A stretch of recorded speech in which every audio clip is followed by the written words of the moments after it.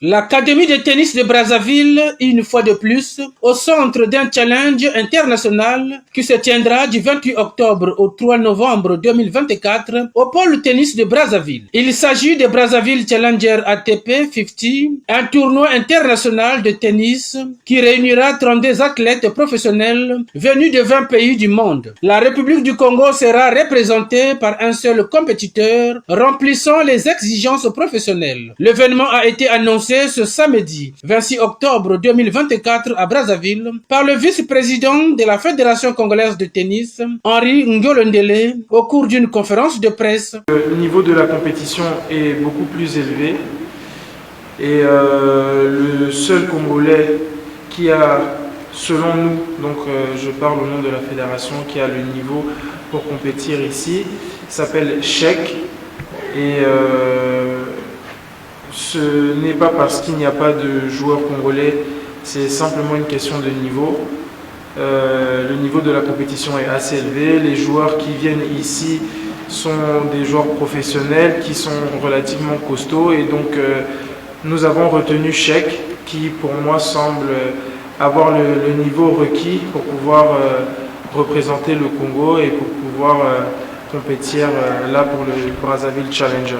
Inscrit dans le prestigieux circuit de l'ATP Challenger Tour, cette compétition permettra aux athlètes professionnels de concourir pour des points précieux au classement mondial ATP. Le premier Brazzaville Challenger intègre le circuit ATP Challenger Tour, qui est le circuit d'entrée à l'ATP, qui est l'organisation des tennismen professionnels. La différence, vous avez intégré le circuit ITF en M25 et maintenant vous passez en ATP Challenger 50, donc ça veut dire 50 points ATP au gagnant du tournoi. Pour le tournoi qui correspond à un montant de 41 000 $, qui est réparti entre le double et le simple. À titre indicatif, et franchement je vais être honnête avec vous, je n'ai pas le montant exact, mais le vainqueur doit gagner autour de 6 000 $, je pense.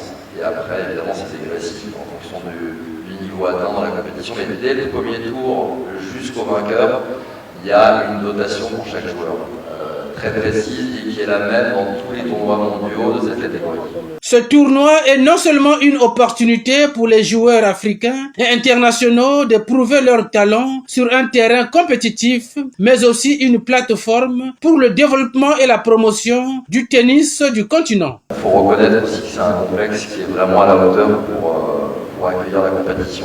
C'est pour cette raison aussi que Brazzaville aujourd'hui intègre le calendrier mondial, c'est qui répondait en tout point au cahier des charges fixé par les instances internationales. Donc voilà, et donc juste pour préciser, il y aurait une compétition de simple avec 32 joueurs dans le tableau final et une compétition de double avec 16 équipes.